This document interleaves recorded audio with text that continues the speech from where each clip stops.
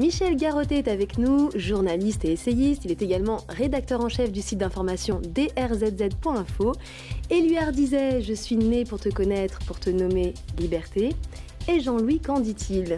Hélène s'intéresse aujourd'hui au Kyrgyzstan, en proie à de grands remous depuis début avril 2010. Et Francis s'inquiète pour une table peinte au XVIIe siècle un peu trop garnie.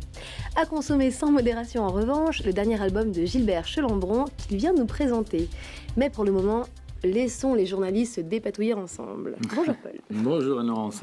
On va se dépatouiller si vous voulez bien monsieur Garotté. Oui, allez-y. On va partager un petit peu votre parcours mais aussi vos convictions puisque vous êtes un homme de conviction paraît-il.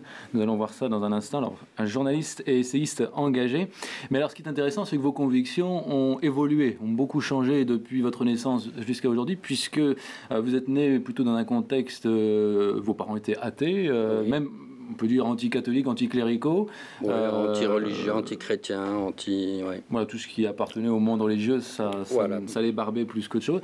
Et vous avez suivi un petit peu leurs traces au début, en tout cas jusqu'à un certain âge. Alors, avant de comprendre peut-être l'évolution de vos convictions, pourquoi est-ce que vos parents étaient anti-religieux, anti-catholiques, et pourquoi vous aussi, vous l'avez été donc ensuite? C'est tout bête, j'étais en mission à Jérusalem, dans le cadre de mes activités.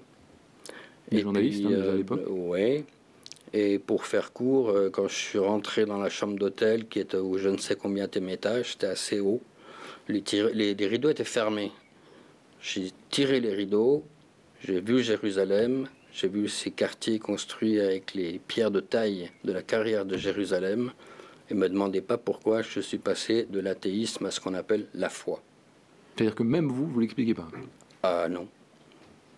C'est-à-dire qu'il y a une atmosphère spéciale à Jérusalem? Alors j'ai posé la question après parce qu'on parle du syndrome de Jérusalem, alors je sais pas. Le syndrome de Jérusalem, c'est ce que je viens de vous dire. C'est pas les pèlerins, c'est les gens qui vont en mission dans le cadre de leurs activités. Ici, donc, tout se regarde, parce que de toute façon, on ne peut pas parler d'Israël sans parler de l'islam, sans parler du conflit israélo-palestinien, sans parler du Proche et du Moyen-Orient, etc.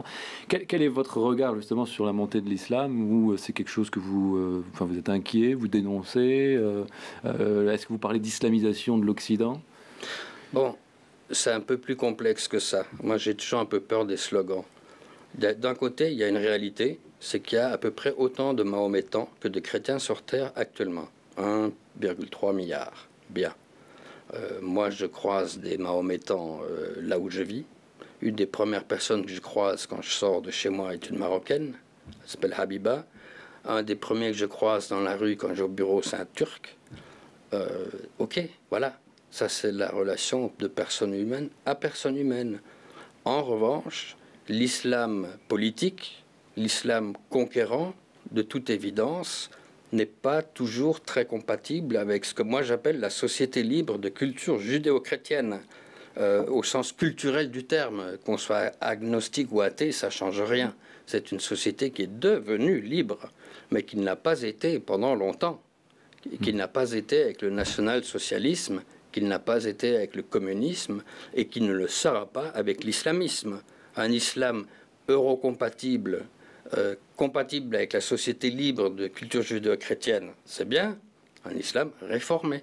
Mais un islam radical, et ne parlons pas de l'islam violent, c'est pas possible. On donne aussi en live sur scène avec justement Aisha Woods quelques extraits.